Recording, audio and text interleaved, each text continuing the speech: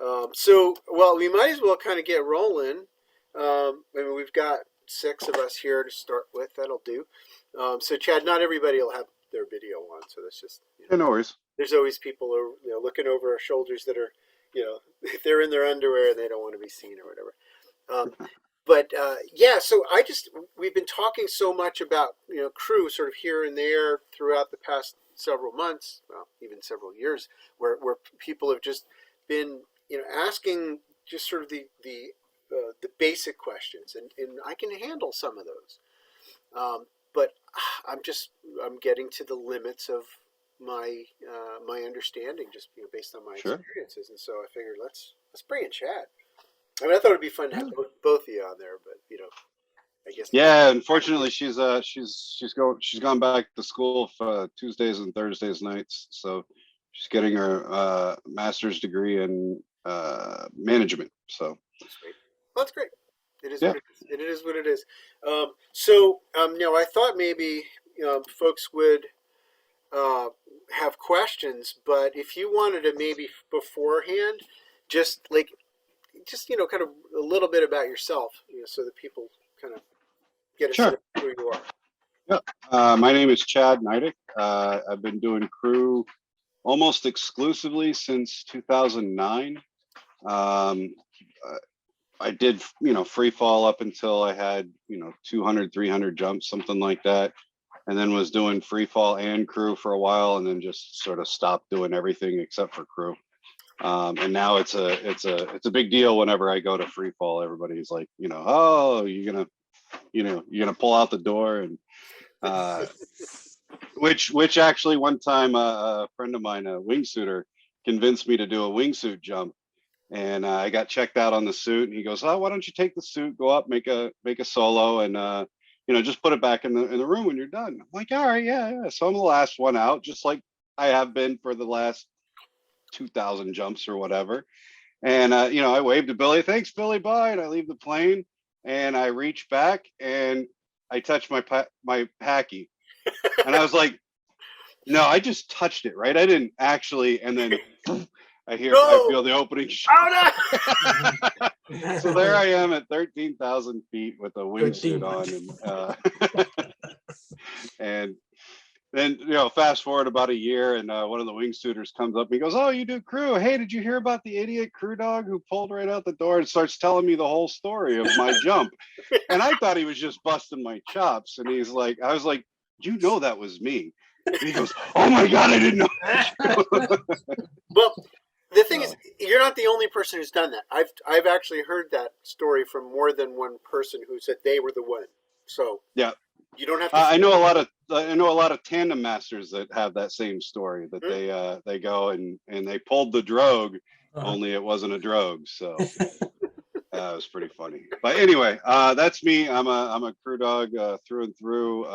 Been doing it since about 2009.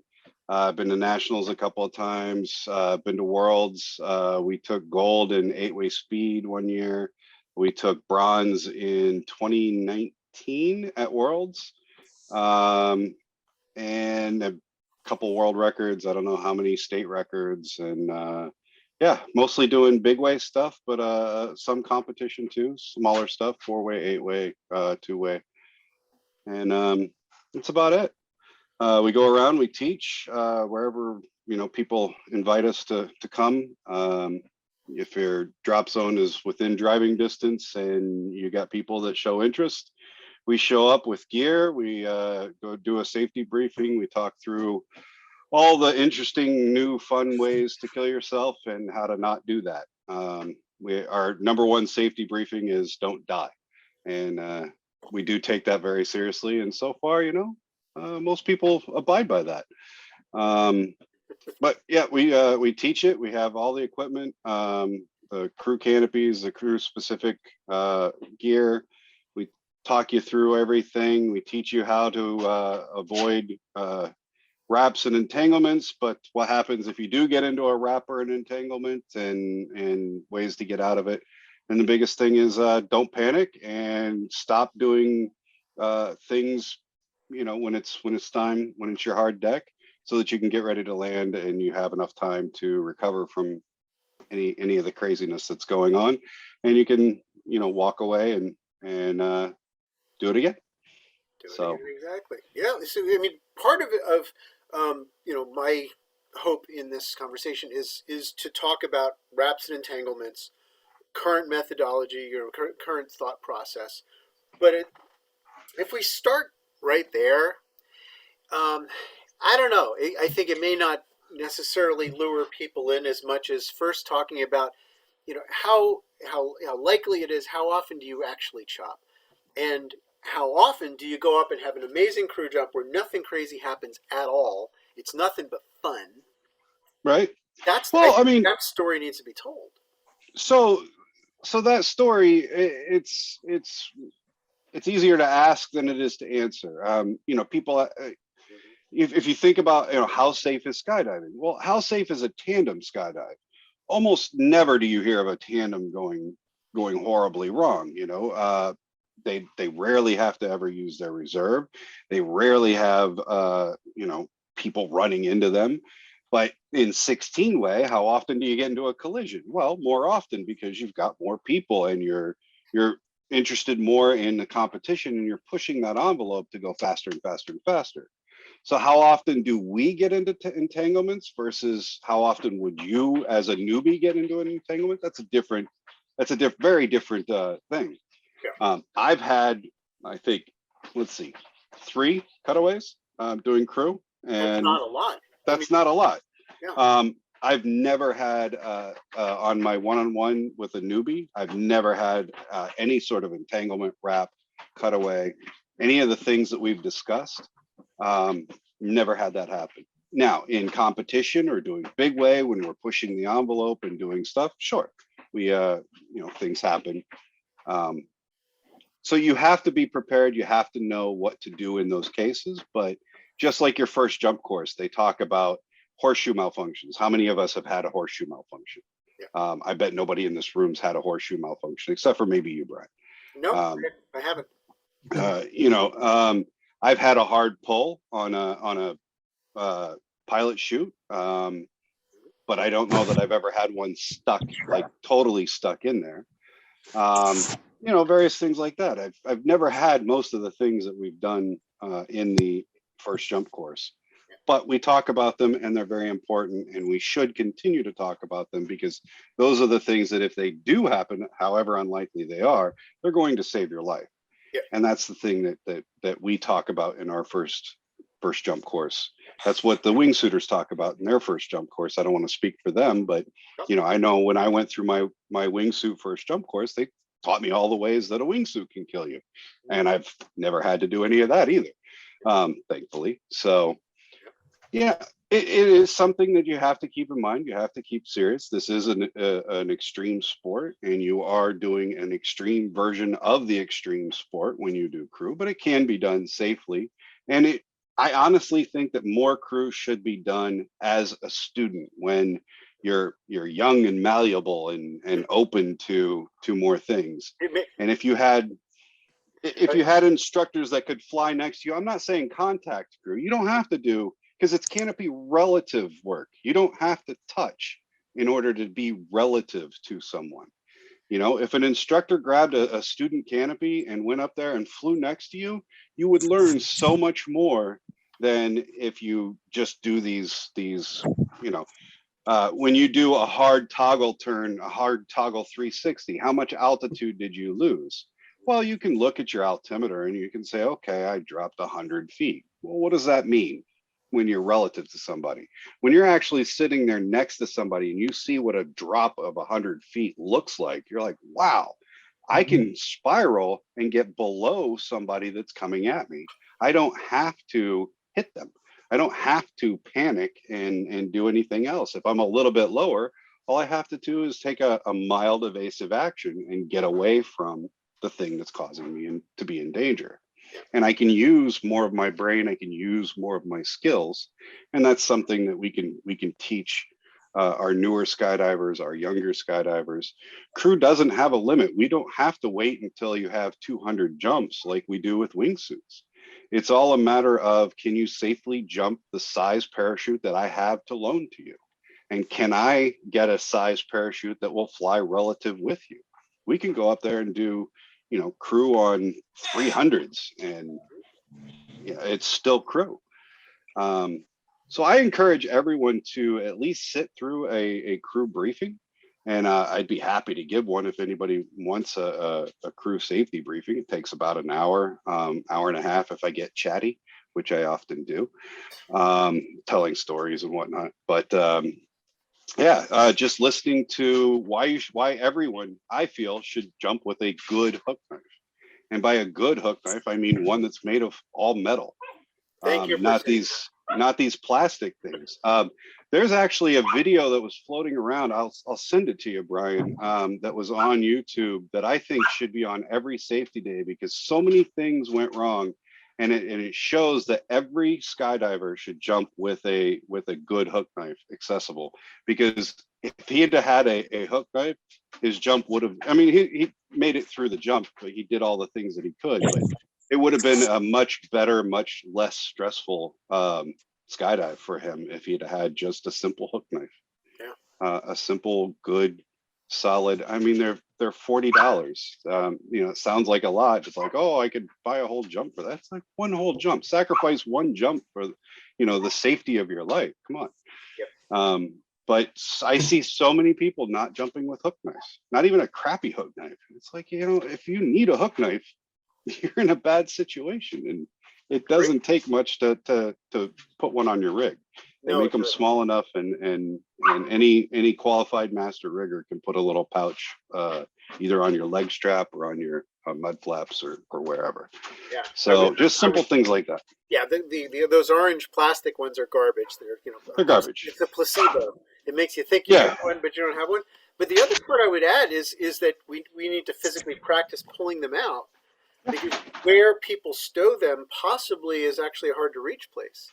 yeah, You know, absolutely. when you're hanging in your harness, and so I think that's the time to do it. Not just in the loading area when your gear is hanging down with weight, but when you Yeah, actually suspend yourself in your gear and practice pulling it out and not dropping yeah, it. yeah. The running joke is, why does a crew dog jump with 99 hook knives? Because we couldn't find any place to put the 100th one. Yeah, So, yeah, but yeah, I typically jump with at least two, one on two on my chest strap, the longer versions, so that I can get to them with either hand, with either the right hand or the left hand. oh, that's interesting. Um, and I have also on one of my rigs, I have it on the leg strap, and another one on a mud flap. So depending on the rig, I usually jump with at least 3 hook knives. But just simple like that. Yeah, You're right, we should practice just like we practice our touches. We stand there, and before loading the plane, you see a lot of people touch their hacky. They'll touch their cutaway handle and their reserve, and we should be getting into this mentality of, where's my hook knife? Especially if you jump multiple rigs with a hook knife in multiple locations, you should know exactly where all of your emergency equipment is. right. Yeah, agreed. I love it. It's so when you get somebody started with crew, obviously there's a briefing where you got to get into the nitty gritty of Yeah, emergency procedure stuff. But as far as the plan, so yeah, so I'm sure you just do two-way, one instructor, yeah. one student. And do you routinely you go to full altitude no matter what? Yeah, so if we can, my typical first jump would be I let the student leave first, and I ask them to give me a 3 to 5 second delay before, and they do it just a straight regular hop and pop. And you'd be amazed at how many experienced skydivers cannot do a head high emergency hop and pop. And that's another thing that I think we need to practice more often. So many people, when you see them doing hop and pops, they're doing flips out the door, or they're doing, back to the wind, and they're looking all cool and flashing signs. They can't just stand in the door, look at the wing, and keep their head high and pull within 5 seconds. And that's what you need to do if the plane's on fire or the pilot tells you to get the hell out of the aircraft. You need to be able to do a head high hop and pop. So we teach them, we go back through, even if they've got, 6,000 skydives, I go through and I teach them how to do a head high hop and pop. And I have them practice that on the ground. I'll have them go out and I'll tell them, give me at least 3 seconds, no more than 5 seconds. And that gives me some separation from the plane, and it gets them nice and low. Mhm. Then I can leave and I can pull immediately as soon as I clear the door. Yeah. And now I've got forward and height, because that's the power position. I can always come back. I can always go down. I can't always go forward. I can't always go up. So if I'm forward and above, I've got the position of power, and I've got the advantage. And I'll come back however I need to in order to park right next to them. I park next to them, and we go through all of our controls. So I will typically park next to them. If I have radios, I'll tell them, but typically we don't have radios. And I'll look over and I'll nod, and I'll pull down on my front risers, and I'll hold my front risers for about 3 seconds. Now, what do front risers do? Well, they pull you forward and down. So relative to the student, I will go down and forward. Mhm. And then when I stop and I go back to full flight, I will be lower and in front of them. Mhm. And then they have to match my level, just like in when you were going through AFF, if you went through AFF, if you weren't a static line student. But in AFF, the coach will go down and you have to match their level. So they might have to hold their front risers for 4 seconds or 2 seconds or however long it takes for them to get down to my level, and then let go and match my level. And then I'll reset, and then we'll go through the rear risers. And the rear risers relative to the student is like an elevator. It'll take you almost directly up, but it won't take you back. Right. So then they have to match my level. And then we'll do toggles, and I'll hit the brakes really hard, go into deep brakes, and that'll bring me up and back. And then they have to match my level. Now they typically can't see me because I'm in their blind spot, but I've got a good vantage point. I'm looking straight down on them, and I'm not going to let the student come in and wrap me. I can move out of the way. So I just tell them, hold it for about 3 seconds. If you can't see me, if you don't know where I am, just hold it for 3 seconds and I'll eventually get in your view. And then that's our 6 controls. If I have time and altitude, then I will show them what's called a sachet, which is a quick turn. It's less of a turn more than a violent moving of the canopy to spill some air, and it'll allow me to spill air before I turn and then come back down, and that allows me to kill altitude, and I'll come straight down instead of going left or right. And then I'll have them match, and we'll talk about that. We talk about that on the ground, to how to do that maneuver. And then after that, if we have time and I feel comfortable, what I will do is I will have them slide over and try and run the nose of their canopy right across the back, the small of my back.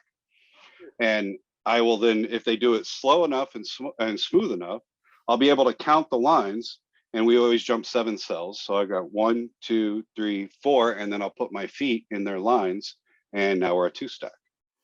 And I'll let go and I'll go to the opposite side. Now they have to come in from the opposite side and do the same thing, nice and slow, drag the front of that parachute, the nose of that canopy right across my back, and I'll kick in and I'll grab them. If So, they come too fast, then I fly away. I get out of the way. question. Yep. So that means, so when you do your initial cherry pins, you have them pin you first Yes. before you come in and get them. That's interesting. Yes. Yes. That's Because that wasn't that my way, experience in crew. and we learned from a lot of that, right? So anytime you dock on someone else, you're giving up control, right? The only person who has control is the person on top. Hmm. So if I want to kick in my feet, I can. And Hmm. as the instructor, I'm the one that has more knowledge and more ability to assess whether or not I should be doing this. Oh, Um, yeah. and I almost never, unless I really know the person and I know how, their experience with a newbie, I will never on the first jump give up that control. and dock on them. Well, and Um, I mean, to share my own personal experience, right? No training. yeah, Basically, I just had Barry Whaling just came up after an RW jump, and hit me with his canopy close to the center cell. He said, grab on to my canopy," and I got my foot stuck in inside of his center cell, yeah, like way inside, and now I'm like, really yeah, inside the canopy with like 30 jumps, and if you really think about it, yeah, there's if that had gone badly, the one guy who really knows what he's doing doesn't have a parachute anymore. yeah. And I'm assuming that that was with old Dacron Lines Oh, parachutes, right? yeah, that's all Um, we had. and if you do that today, which I see people doing that today Yeah, with these spectral lines and HMA lines and Vectran lines, these super thin lines, the thinner the line, the more it will slice, yeah. it will completely slice the meat of your legs off. Oh, yeah, Um, Vectran and HMA will actually cut through bone. So yeah. you could actually lose a foot in a really bad, high tension wrap. Spectre, you probably won't lose your bone, but you could fillet your calf. You might not walk it properly again. The lines that we jump, they're Dacron, they're nice and fat. They Mhm. hurt. You'll get line burns, but Yeah, it's no worse than a rug burn.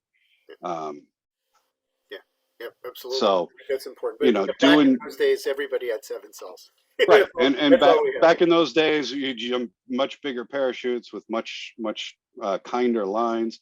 It still wasn't smart. You still had cascading lines that you could get your foot stuck on. You still had trailing pilot chutes Mhm. that you could get wrapped around your foot. There was a lot of what we call stupid crew going on, but Yeah. at least it wasn't as stupid a crew as it is today.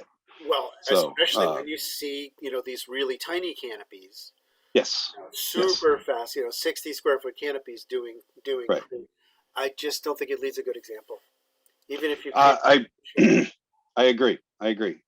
If it's absolutely necessary for whatever it is that you're doing, and all participants are knowledgeable in crew and have talked about it and know the risks and everything else, it sets a bad example for everybody else. But so does Luigi flying that 47 square foot canopy. I mean, if I flew a 47 square foot canopy, I wouldn't be here. So um, but I understand that he's got more skills in that area than I do. So um, I think it sets a bad example, and I see people doing it all the time, and I just shake my head and have a private talk with them whenever I can. But at the end of the day, we're all adults, and we make the decisions that we make.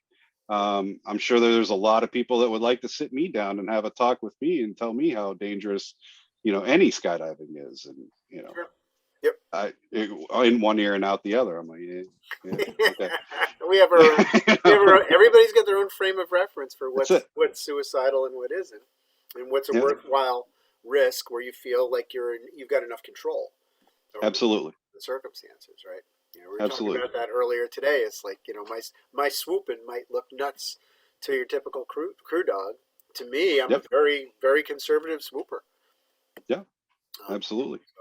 yeah, I find it funny when because our canopies recover so quickly. yes, they do. If I'll do a 90 or even a 270 to come into land, and I'll suck that thing down dirty low, Yeah, and I'll let up on the fronts, and it'll flatten out, and I'll land and everything. But the swoopers see that, and they're like, "Oh my god, I can't believe you were on your fronts until 20 feet." And I'm like, yeah. that was high. It's because in full flight you're already in rears. Right. Yeah, exactly. So everybody has their comfort level. Everybody has their own experience. And at the end of the day, we have to make our own decisions. Yeah, I wonder about the reasoning, design wise, to make a CRW parachute have such a short recovery arc. I wonder what the function is. Um, Recovery from it died. whirlies. Yeah. I mean, it's all you want to be up there as long as you can. You want to as much airtime as possible, and that means make it as flat as you can. Anytime that you get into a wrap, you want it to recover quickly and not keep diving. Various reasons for that. The triathlon is a steeper canopy than the Lightning. Sure. And the Um, Express, remember the Express? You know, some of these the canopies Express, the old were. Express, those were almost impossible to have front risers. Mhm. But really, the Lightning is built so that the front riser pressure is about the same as the rear riser pressure. So you wanted that maneuverability to go, in that 3D, that truly 3D space. And in order to do that, you have to sacrifice somewhere. And you sacrifice that in the steepness, because anytime you put that steepness down, now you're putting more pressure on those fronts. Sure. So you lose that ability to use front risers.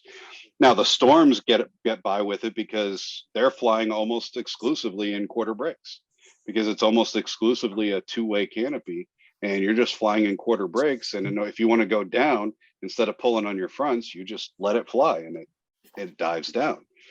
It's a different technique, different canopy design, same company, PD. Right. Um, Yeah. but yeah, the Lightning was built for big way. It was built to stay up in the air for as long as it can, and to have all of the six controls be similar And balanced. Yeah. and balanced. Yeah. So And that's the prime. So if you show up with a whole buttload of canopies for your students to try in a crew yep, camp, you're Lightning. I'm all Lightnings. Yeah. Yep. Okay. That's interesting. So we have a Storm for a different purpose, but for doing camps, for doing anything but video, we use all Lightnings. Now you could use all triathlons, you could use all Storms. The primary thing you want to try and do is get everything the same.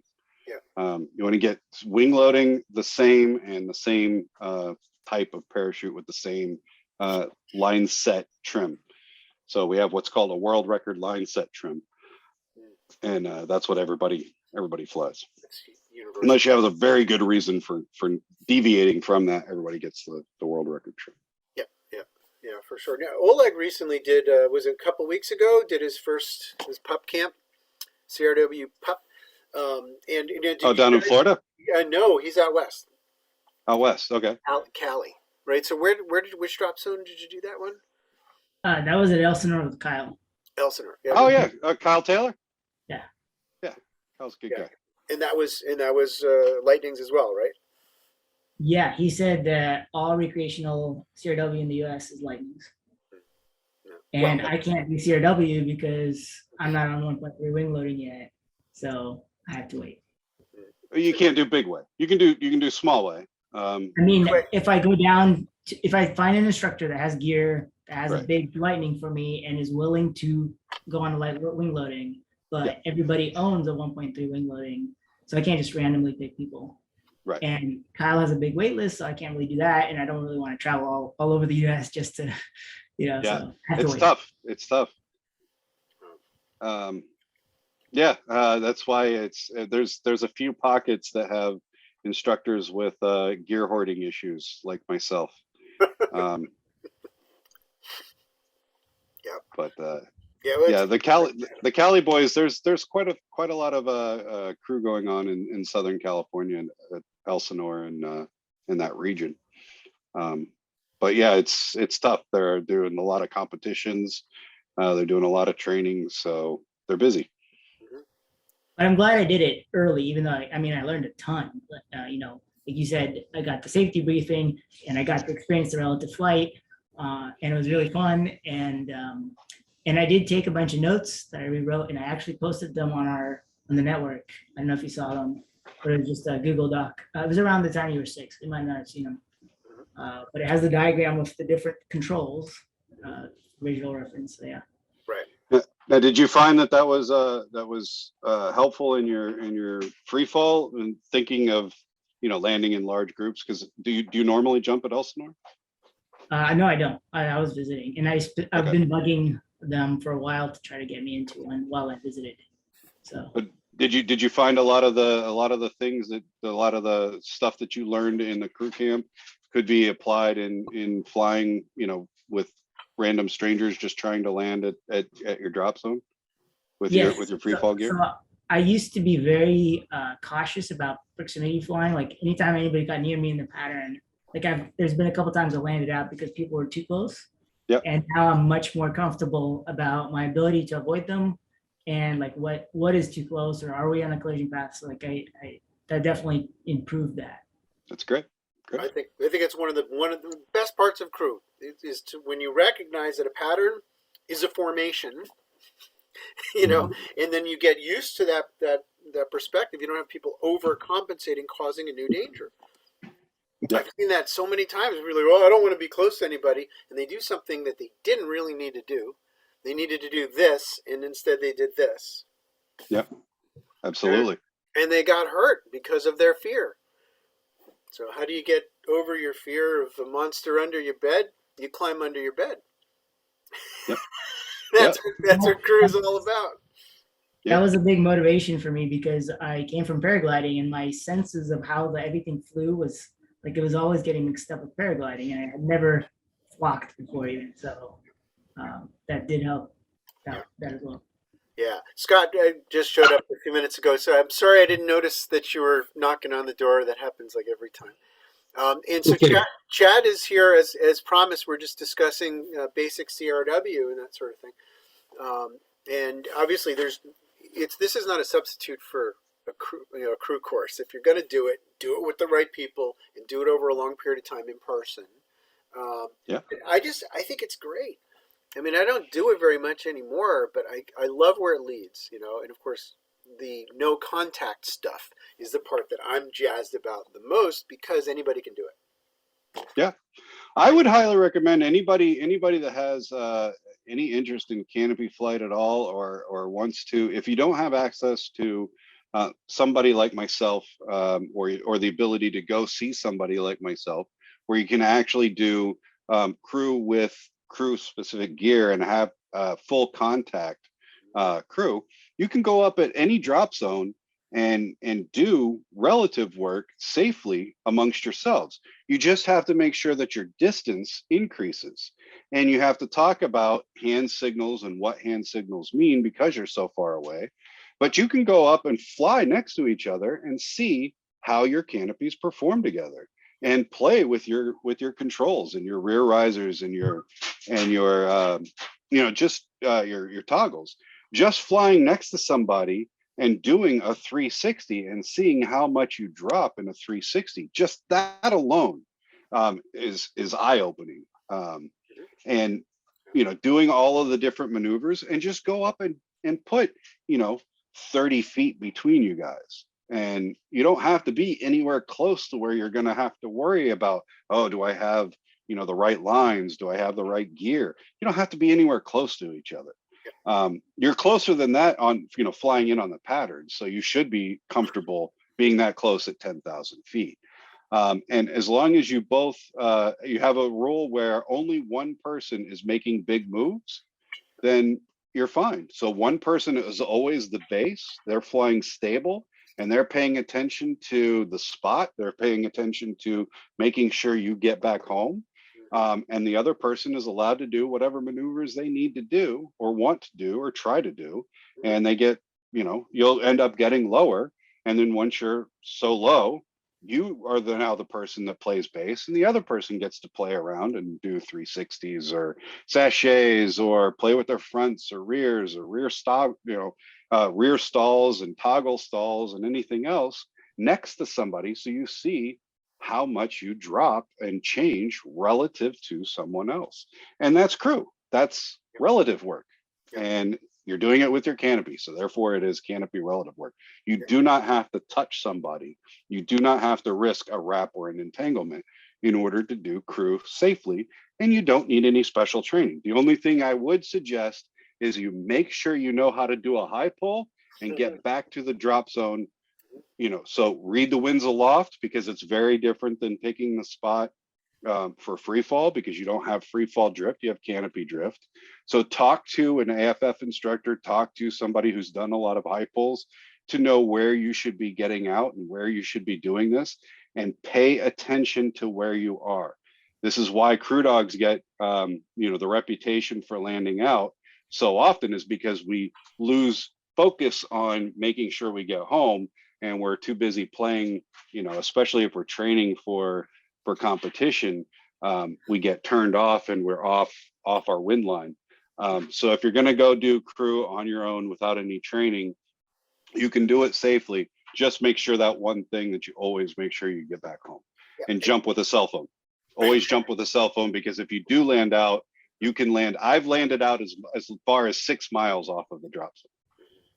I needed a cell phone to let people know, one, I was okay. They didn't need to send fire rescue ambulance. And Very true. two, where to come pick me up. So those are the two things. I would add that when you're doing the no contact version of this stuff, you're not stuck on a heading as much. You know, so if you're building a big diamond, this is the direction it's going to point. You know what I mean? Yep.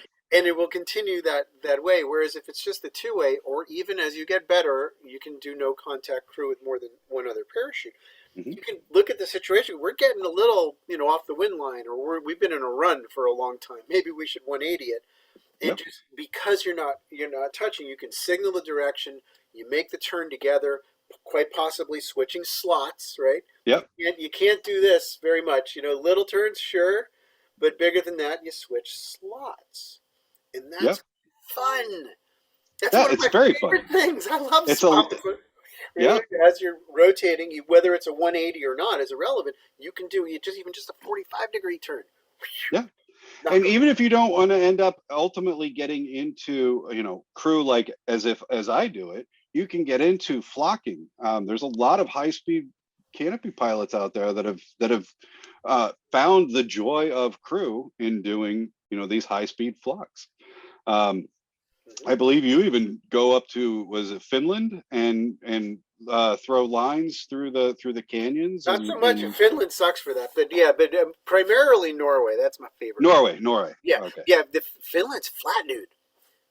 Is it? It's flat, okay. Crazy flat. Sweden too, mostly, with the exception of one mountain called Ora, which is on the Norwegian border. But there are so many lines there that we just plan it out, and we drop our jump run in sort of reverse order.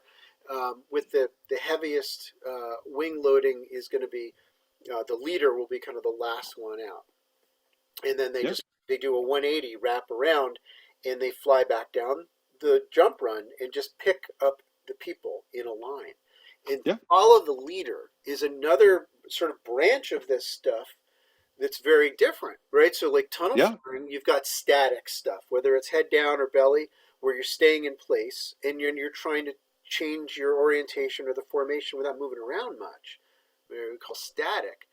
But there's also the dynamic version of crew where you're following people and you've got to be like switching to the rears and you go to the fronts and you're sporting every input, and that's fun.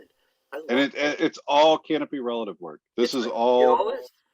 But it's all crew. That's a big difference, right? Sure. I think that if the average, but you gain a lot of the same skills building on. You can transition from one to the other with relative ease. It's all knowing how to fly your parachute. Knowing all your inputs to get some serious crew dogs and say, well, instead of doing a static formation, we're going to do something a little bit more elaborate, and have a follow the leader kind of thing. When you watch tracking dives and Atmo, or the angle flying, I really believe that as we get better at this dynamic crew, this sort of flowing stuff, that we could probably do anything that they do on an angle jump, including the figure eight weaving through, right? You see that in the tunnel as well. It could be done with the right people. Yeah. Imagine how totally beautiful that would be with smoke. Yeah, absolutely. Right, so we're not done inventing the sport. No. How cool is that? So, all right. So I know that one of the most important reasons to have you here as well is to talk about the distinction between wraps and entanglements, and what those procedures are. I talked for a while, with maybe an hour or so, with Wendy Faulkner, picking her brain a little bit, and but we didn't do that as part of the group. That was me just sort of catching up on current events. But I would like to get your perspective first of all. How would you define the difference? By the way, your article that you did with Magdalene is freaking awesome, and it's on our website thing. Great. Our website. People loved it. Glad to see people are still reading. No, you guys Um, knocked that one out of the park. But let's the so for difference. me, you know, people talk about, you know, oh, a wrap is this and an entanglement has to have this. And I boil it down to, I wanted to make it much simpler. How many parachutes are functioning? Is going to determine whether I'm in a wrap or an entanglement, and how I proceed. So in a wrap, typically you'll have one canopy wrapped around somebody and the other one is still flying. So in a wrap, I have one functioning canopy. Whether I'm entangled in lines or not is irrelevant. Whether I have actual lines or canopy wrapped around me is irrelevant. If I have one functioning canopy, it is considered a wrap. And the way I deal with a wrap is going to be different than the way I deal with an entanglement. An entanglement typically has both canopies entangled in each other. Now, that typically what it looks like in my world is one person went through the lines of somebody else's, and you're trying to pull that canopy through the lines of the other person, which obviously doesn't work. And so now it's fouled both canopies. If both canopies are fouled, it's an entanglement, regardless of how it happened, why it happened, anything else. So a wrap is the easiest one to deal with and to talk about. And the bottom person is the person that does not have a functioning parachute, because the functioning parachute is above the head of the high person. Um, and typically that lower person really doesn't have anything that they can or can't do to help the situation. There's some things that they can do to make the situation worse, but there's not a whole lot that they can do typically to make it better. So the top person, the person who is wrapped, has to do the fixing. And typically that's, you know, pushing fabric either down and getting that fabric off of them, or crawling out to where they can clear and get clear of any lines or obstructions. We do not cut away, especially in a wrap, we do not cut away that functioning parachute unless we are absolutely 100% sure that I am clear and free of all lines and obstructions. Because the worst thing you want to do, you do not want to get rid of a functioning parachute if you're only going to have something wrapped around your arm or leg or foot, or worse, neck or something else. Because if you cut that away, now you're in free fall with something attached to you. And that's much harder to deal with. So you absolutely have to get rid of whatever is wrapped around you. Now, most of the time we can push that wrap off of us and we get free and clear without having to cut away. And then we call that a whirly. It wasn't really a wrap because nobody had to cut away. So we just whirled around, and if one person has to cut away, then it was an official wrap. But uh, you know, it keeps our numbers down. So, but the way you can push that away, you can break out the hook knife and cut the lines, cut the fabric or whatever as a last resort. It's just gear. At the end of the day, if your life is in danger or your friend's life is in danger, slice the gear. Now, that being said, if you had another option like kicking a shoe off and you sliced my gear, I'm going to be a little upset that you sacrificed your, you were unwilling to sacrifice your $10 Walmart shoe, instead of my $2,000 parachute. But so that's a wrap. Basically, it happens when somebody usually comes in at too steep of an angle, and I grab hold of it in what we call hard point, which is stop one corner of the parachute and the other one wants to keep flying, and it wraps you around. So that's a wrap. An entanglement, both parachutes are fouled, and those typically will take a couple of different forms. You'll have one where both of you are spinning and you're orbiting each other, in which case you almost never have anything actually attached to you on any of your arms or legs. You're just, both of your parachutes are entangled and you're both spinning around. In which case you check and make sure, yes, I don't have anything on me. Just go ahead and cut away. Because the way you're both spinning, I don't know if you can see this, the way you're both spinning, When one of you cuts away, you're going to get thrown away from the formation or the entanglement. And if you both cut away at the same time, you're both going to get flung in opposite directions. So you don't have any danger of hitting each other. Right. Is there an order to that structure? It doesn't matter. So it orbits like this, when you're both spinning, it's so high speed. You want to get out of it as quickly as you can so that you don't lose any blood to your brain, and just go. If you're both spinning, if you're the person spinning, whether it's you or both of you, if you're spinning and you have a chance to cut away immediately. As long as you don't have anything attached to you, you don't have anything on your leg or foot or arm, go. Don't worry about it. You'll be thrown away from the shit. The other situation is where one person is an anchor and the other person is orbiting. Now, this does have an order. The person orbiting is the one you want to cut away first. Now, keeping in mind that that person that's orbiting is experiencing massive G-forces, and they can only hold consciousness for so long. And it's about 3 rotations and they start to get a little fuzzy. At about the 4th, they're starting to pass out. So as that anchor, you're sitting there watching this and going, come on, man, cut away, cut away, cut away, cut away. And if they don't cut away fast enough, you have to then cut away. And what that does is that changes the system. You have to change the system because they might have lost their handle. They might have passed out already. You're the anchor. You're the one that's keeping this system in that position. If you cut away, you release that weight, and that person is now the weight, and it changes the system. So now they're falling, and now they get blood going to their brain. They can deal with whatever's going on. The tension is less. It's a totally different situation that they're in. You want to give them the opportunity to cut away first. If they don't, or if it's taking too long, you have to make the decision to cut away. That was my actual first crew cutaway. Is I was the anchor, and the person didn't cut away fast enough. They went around about 3 times, and I cut away.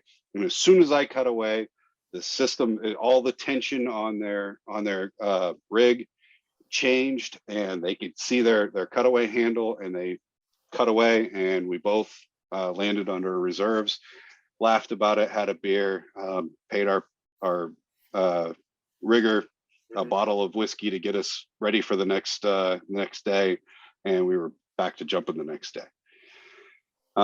So that's a wrap and an entanglement. Those are the 2. There's a third for the entanglement, is where you're both falling and you're next to each other. Now, typically in this situation, you'll have a ball of shit above you, and one person will be lower and one person will be slightly higher.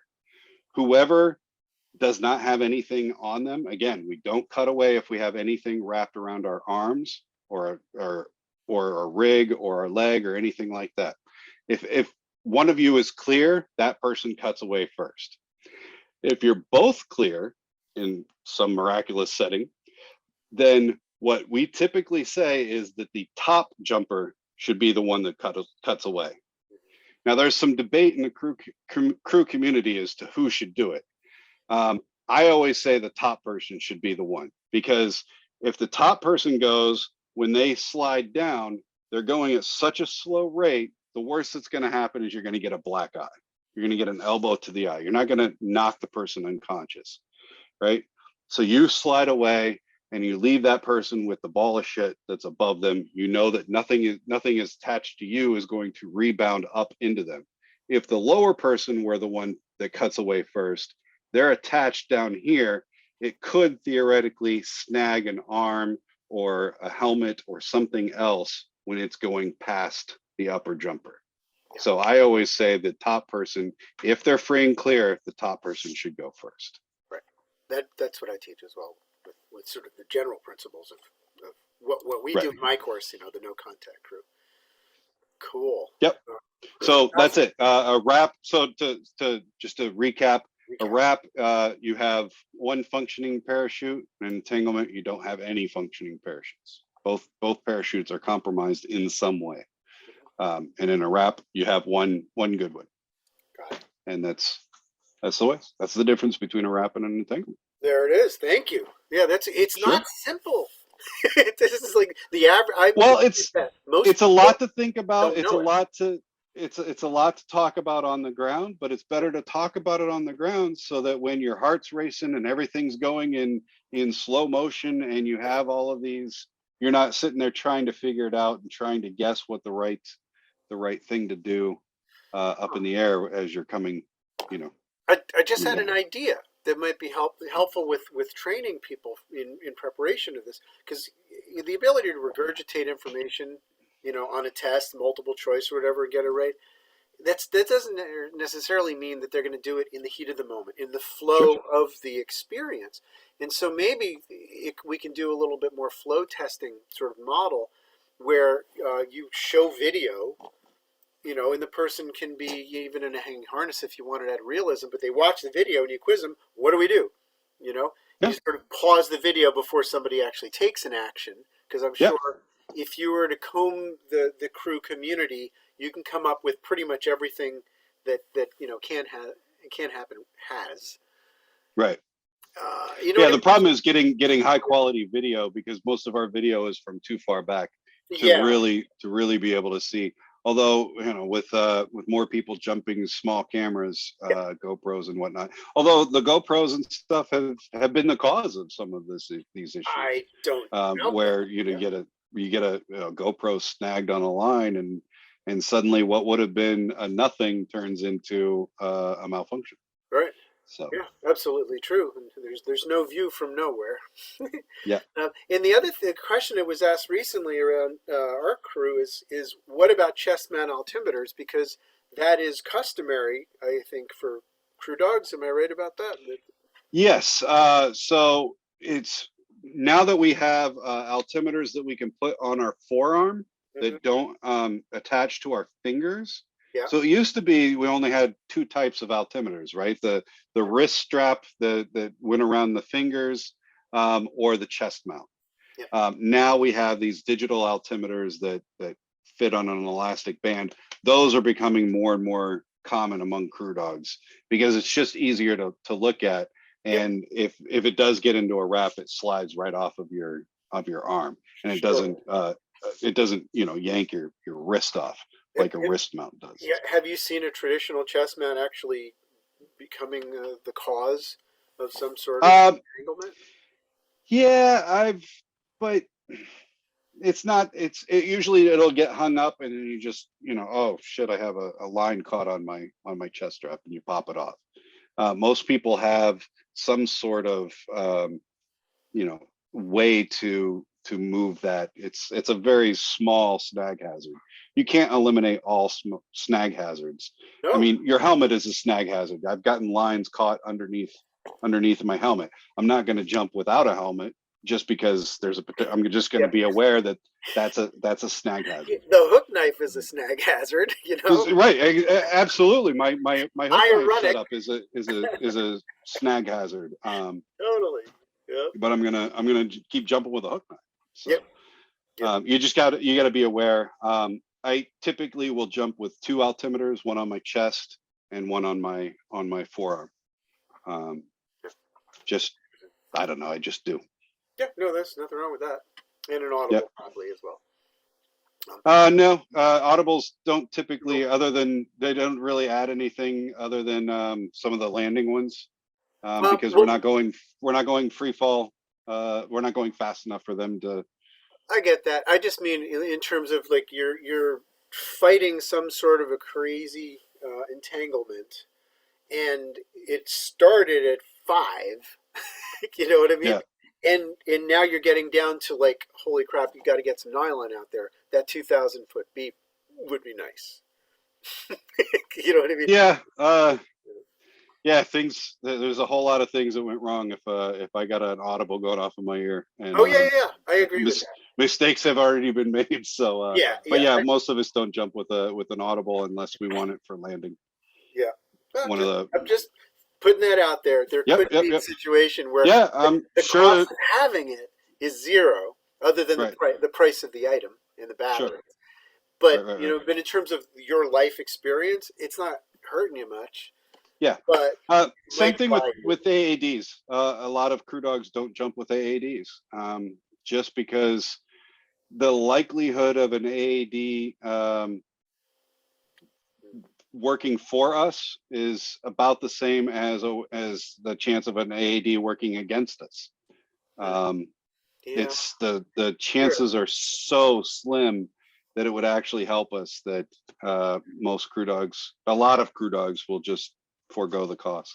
Yeah. I, And if we're complex. allowed to jump, I mean, a lot of drop zones you're not allowed to jump with that one. But Most of the AAD required drop zones will make an exception for people doing crew, just and like they make exceptions for people doing high speed swooping. for CP, exactly. Yeah. No, Yeah, I lost one of my best. and it's for the same logic that um, Yeah. now with modern AADs, it used to be nobody would jump crew with an AAD at all because the likelihood of that thing going off in the middle of a formation was just too scary. Yeah. I've FX. never heard of a Cypress 2 or a Vigil. I've never heard of a modern AAD misfiring Yeah. Yeah. like that. So Yeah, they're a lot better. And of course, you know, as far as RSL and Skyhook, I don't think there's we we any exceptions to that rule. we absolutely do not jump with an RSL Yeah. at all. Yeah. And what's your thoughts? Of course, you know, there is a distinction with the no contact stuff.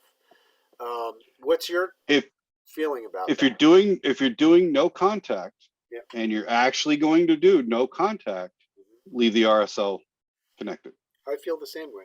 Um, if you're getting close enough to where even a remote chance that you could make contact, Mhm. disconnect it and remember that you have to be the one to pull silver. Yeah. Well, you always were, as far as I'm concerned. Yeah, absolutely. But some people get very complacent and they'll pull that and they'll just wait for their skyhook to take in, and they'll never even bother taking the silver out of its pouch. Yeah. Oh, it drives me nuts. Yeah, but I just noticed when people do this kind of no contact crew, some of them will take their RSL off because they, well, you know, I did crew and they told me to do that, and they leave the thing dangling. Or Yeah, maybe now that's that ridiculous, right. floating ripcord. Please don't do that. Or Eh, they'll put it in the right place, but they'll forget to put it back on for their next RW jump. People So should be doing proper gear checks before every type of jump, and they should know what type of jump they're about to go do, yeah, and yeah. Well, and gear my check point is accordingly. changing the configuration of your gear on a regular basis is usually not a good plan. I mean, there's exceptions, but in my opinion, Yep. if there's no real reason to take it off, you might as well just leave it on, Yeah. especially if And, you're trained to do this, right? right. Which in reality for most people is, where is it? Where is it? Where is it? Oh, my RSL saved my life. Right. Yeah, I'm old school. I've got the two hand. Me too. Do you know One any? pop Do you up. know crew dogs? Like, have you polled people? Like, do crew dogs like sort of automatically switch to a two-handed cutaway because they Uh, might have to take a delay? Actually, more often than not, the crew dog has to switch to a single so that they won't pull that reserve too quickly. Hmm, interesting. So they'll take that hand away from the reserve and put it on the cutaway just so that they don't do a pop pop. Interesting. They'll do Right. a pop and then delay and then pull. One of the ideas that I've been sort of trying to spread is there's something in between the two of those because I see the validity of that idea, which is you grab them both, you cut away, and then you stack this hand on top. You didn't drop the handle, you just stack it on top. And in this process, it puts the delay in the conscious decision to fire, right? Instead of thinking they can do this or even that, right? Yep. So it's boom, stack, boom. I think that's okay for experienced people, but I still agree with the new method for teaching new students, um, because you see a lot of shorter people Mm-hmm, that can't clear that student gear, and mm-hmm, they need to sweep the cables mm-hmm. when they pull that cutaway. with So my you have kids. to make sure that your cutaway cables are short enough or long, short enough to where they clear and you don't have a hang up. Yeah, I haven't. I mean, in the hanging harness, have you seen people like not physically But able? people don't jump hanging harnesses, right? I understand that. My point is, that's our test bed, right? If they actually have Right. a proper cutaway. My kids had some trouble getting the handle all the way out when they were, 5, 6 years old. But Yep. after that, even my kids were able to clear the cables, Yep. just by extending their arm down and out all the way. And that's something I don't see a lot of new jumpers testing now that we're talking about this is when you go to do your repack, Yep. testing whether or not, have somebody, put some tension on those and do Risers. your cutaway and see if your arms are actually long enough to clear. Do you need to sweep or do you have the arm length? Yeah. I've always had the arm length on all of my rigs It's that to far. clear my cables. That's Yeah. the distance, right? I mean, from the housing where it exits to the I've seen some top people with of the some riser. really long, yeah. I mean, And that's as far as they would need to go, right? if You know what I mean? if their cables are cut to the right length, if their cables are cut to the proper length, But even then, where would that excess cable go? The handle wouldn't fit in, right? You know what I mean? Like as far as where the handle velcros on, if the cable's that true. long, unless it's the type where there is a little bit of play, you know what I mean? Where Hmm. like the Vector one, it has a barrel inside there with Right. swage, so it can pull, so you can actually get a little bit of travel before you hit the end of it, Yeah. to give And you're increased right emphasis. with newer vectors, you don't have that. I know my first rig, I could have as long a cable as I wanted because that cable had a lot of room to keep going and going and going. And I could have, made a cable long enough to Yep. where it wouldn't have been able to clear. But yeah, with modern gear, it kind of stops. They put a stopper and There's limits. you Yeah. have Well, to I don't know. I like to brainstorm all these things, and if what I've been yep. teaching has a flaw, then I want to know Yeah. about Yeah. it. But yeah, I think every new jumper, every experienced jumper, even when they jump new gear, especially, should test to make sure that they know their gear. They know when their cables clear and Yep. how far they have to pull in order to get it to fully clear. Yep. Yep. And rethink how we do our emergency procedures. What makes sense? Mhm. And end of the day is you got to make your own decisions and do what you think is right for you, because in the heat of the moment you're going to fall back to what you practice the most.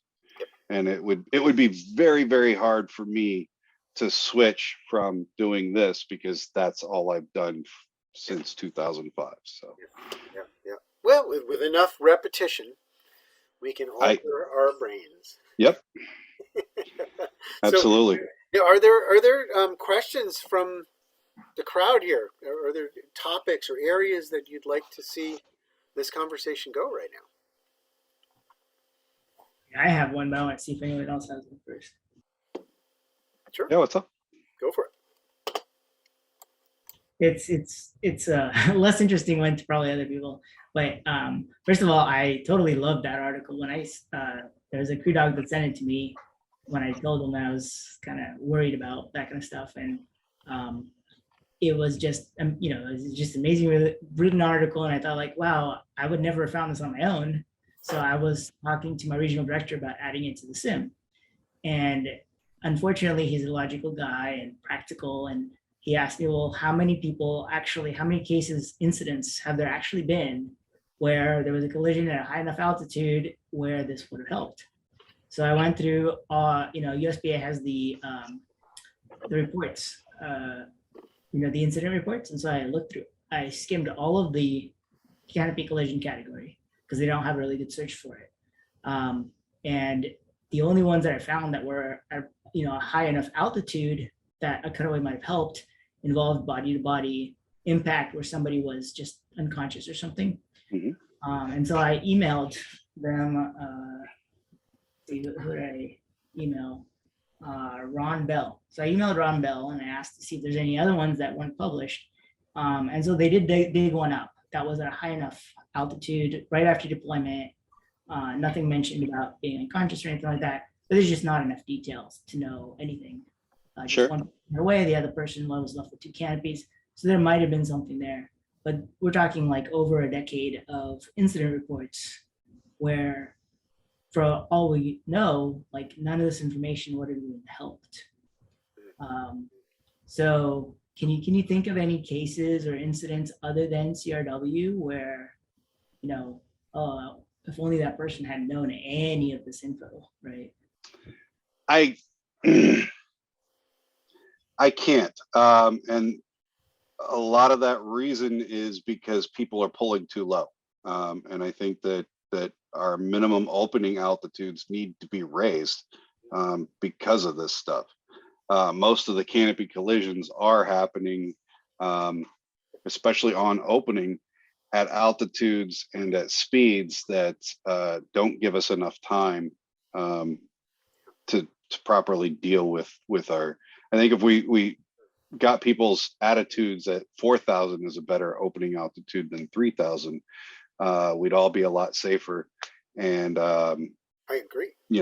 And I think that teaching this would be, you might see some incidents where this would come into place, but with our too low of opening altitudes, there's just not enough time, even if people do get into the type of situation where that would help.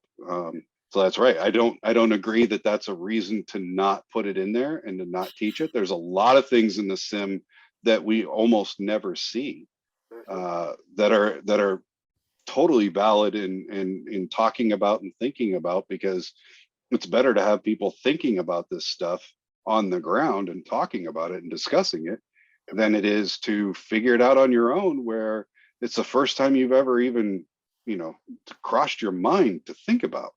I mean, they still have in the sim to, oh, well, if you're in this type of situation, you should reach up and pull your RSL pin. That's the last thing I'm going to be thinking about when I'm dealing with these types of emergency situations. And who cares at that point? So many other things are going wrong. That's the last thing I'm going to be. But we still have that in the sim. A lot of it just comes down to, it's an old school mentality of they don't want to change things and they don't want to have to think about it because somebody else has already thought about it and put it in there, and it's like the gospel. The sim shouldn't be the Bible. It's a living document that should keep evolving. And if the crew community has updated their approach to how they deal with things because of things that we've seen in crew, and and can apply that to everybody, we should be open to updating the sim. So just, I want to say I agree with you, but I still need to make a case for my regional director, right? And unfortunately, it gets worse. In the last 20 years, there was, Ron was basically told me there was 55 canopy collisions, of which only 2 happened during deployment. So even higher, or right after deployment.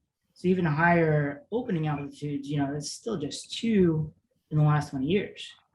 That wouldn't really change much. And now there might be a few other ones that are missing or something, but given there are some that don't end up in anything horrific. I mean, we tend to only view the ones that end in serious injury or death. But the bottom line is, he's right. Statistically speaking, it's very rare that this would occur, and it's very rare that they would be in a situation where that knowledge would help. That being said, having that knowledge and never using it is much better than needing it and not having it. There it is. Why not? Man, Why not? Why not? No. And I think Chad had a really good point, which is if we pull higher, all of us, the trickle down of the smaller canopies and the relative floating up of the bigger canopies is going to reduce the density. If everybody pulls it at between 2 and 2.5, there just isn't the time for that effect to get big enough, right? So it reminds me of like when we went to, I was at the Lost Prairie Boogie in Montana. Freaking amazing. Huge mountains, Glacier National Park's just down the road. And we would do a hop and pop. They called it a cross country. Every airplane on the drop zone, all of Larry Hill's planes, everything that he brought, one big jump run like Normandy, and everybody do a hop and pop, maybe a couple miles away. You don't want to land out in Montana, right? And so a variety of canopy types, all hop and pop at the same time, but full altitude. You'd sit there and watch, literally 15 minutes of landings. They all jumped at the same time, right? And so the greater the altitude, the greater the vertical distribution of people. Yeah. Yeah. And if we bump up our opening altitudes, we could also bump up our cypress fire, and I think that we'd have a lot safer community for that too. I think that a cypress firing at 750 feet is crazy low. It's ridiculous. That's just enough to get the reserve open and break your leg on landing instead of having time to actually do a turn into the wind and flare. We talked about this last week. Yeah, exactly. I made a video. It's craziness. At Skydive New England, just sort of walking people through it, so even just a non-rigger can just do their own. Yeah. It's not that hard. Yeah, I agree. No, but you have to get that mentality out there that 4,000 is a better opening altitude than 3, or the old timers like the people that came up with me or before me and pulling it $2 grand. Pulling it $2 grand is crazy. I had an old Sabre 3 that pulled it. If I pulled it $2 grand, I mean, by the time it opened, I'd be chopping because it didn't open fast enough. Yeah. Well, all you need is a Sabre 1 then. That's the canopies we used back in the 80s when we were literally smoking through 2 and throwing. That was normal. Well, you did a mod. Bam. You did a mod for me on my parachute that has my openings much faster because as a crew dog, I don't like that snivel. People like it. What, a mesh vent did I do? You did a mesh vent on my slider. People love that. Yeah. So it gives me a little faster of an opening, a little more. Yeah, a little quicker pop. So many people, I say, so how's your opening? Oh, it's good. It's nice and soft. Well, how long does it normally take? About 1,000 feet. No, dude, that's a malfunction that cleared itself. Yeah, right. Yeah, exactly.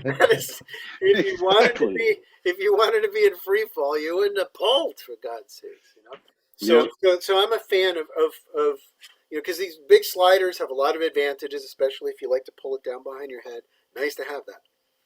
Yep. But to have a little air breathing through that slider, it's kind of a throwback concept, but it's so easy to do the mod, and then the parachute just opens. Yeah, gets funny looks from the Packers though. They're like, "What the hell is this?" Well, John did it. John did it on the Katana. The Katana opened too slow, and you can see. I don't know which sizes. It's not all the Katana sizes. They got that mesh strip on the leading edge of the slider too. Yep. Yep. Cool. Good. Back to your point. It sounds like you're probably not going to be able to convince him. Certainly not with not by the statistics, because he's right. The statistics aren't there to back it up. I do have another plan. So this is plan B. So if I couldn't find your statistics, I was gonna get it into the CRW section, because people like myself actually go through and read the sim sections that don't necessarily apply to them. Yep. And this would at least get it out to, 20% of the skydivers. And over time, because the CRW section right now does not include the information on wraps and entanglements. It just has like a tiny section. That section desperately needs to be updated. It also, we need to update the canopy work on the AFF modules. And I was actually working with somebody, and I got busy and let that slack. I should get back to that to put some canopy drills in there and hopefully get it approved for a coach jump, where the coach jumps and does a no contact canopy a crew jump as part of the AFF. Agreed. I have a suggestion. Can we start a working group where I know nothing, so I'll just participate by bugging people Yeah, I mean, I'd be willing to participate in a group. Yep, me too. Sweet. Me too. Yeah, let's do it. Yeah. Because Yeah, my a lot of it came down to Al wanted me to write it all up, and I started writing it up, and I got bogged down in the make it pretty and to present, and got busy with life and lost my flair for doing the cleanup versus the coming up with the concept of how to do the jump.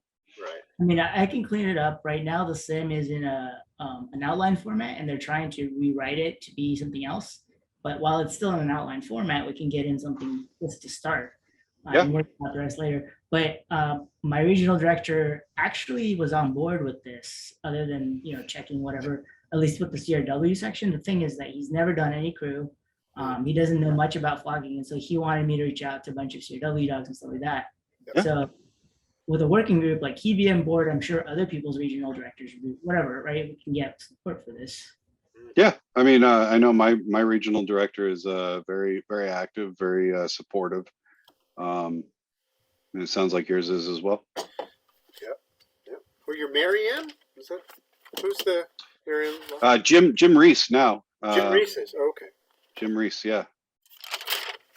Mary Lou retired from being regional director a while ago.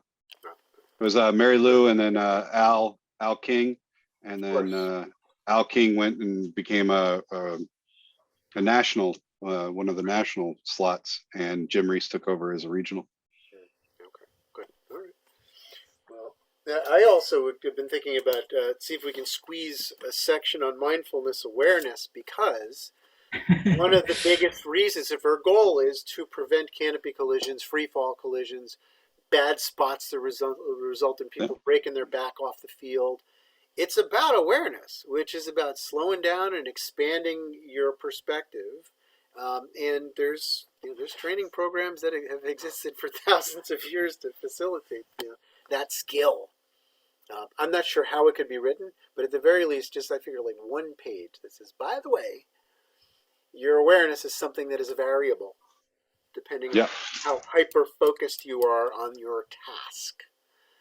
There might be something in your six that you weren't aware of. Yeah. Like you're staring at the target and you didn't think about the person that's over here, and then you're like, I should go a little away from the target because I'm going to overshoot, and there's your collision. That all of this fancy crew stuff won't matter if you're at 800 feet. Yeah. And honestly, I mean, thinking about things before they happen allows your brain to recognize, I already know something about this. I already have a plan that I can put into place. Let me pay attention to the other things that are going on.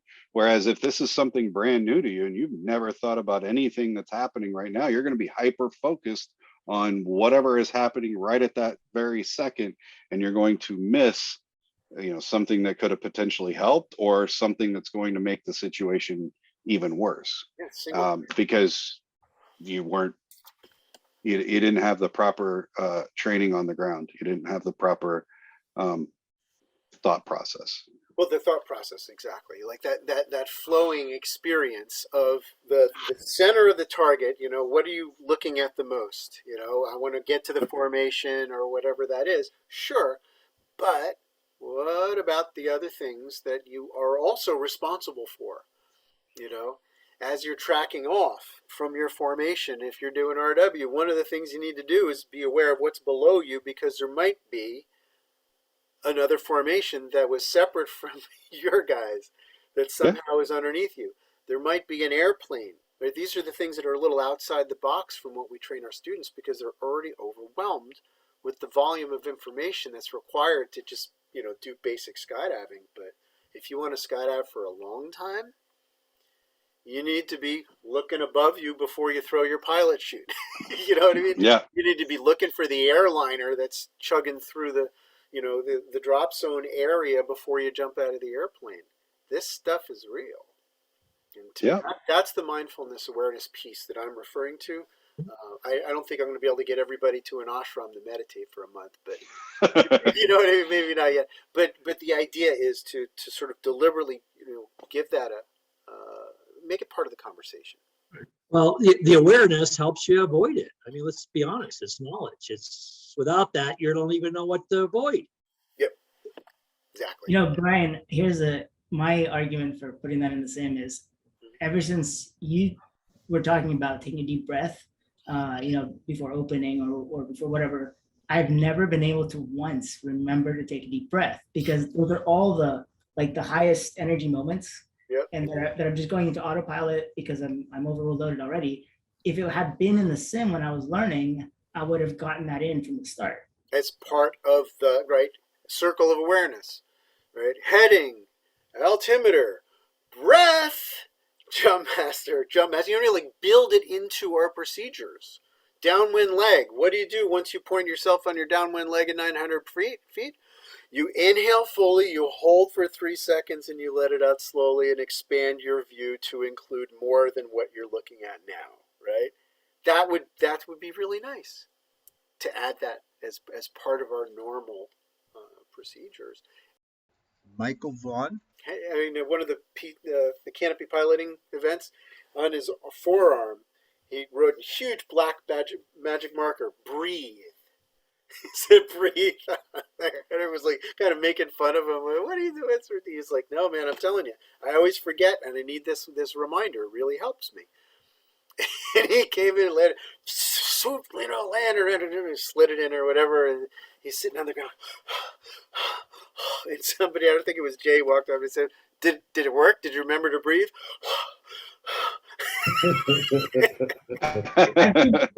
I've been bringing a football notes thing, so it just goes on my arm, and I can. There you go.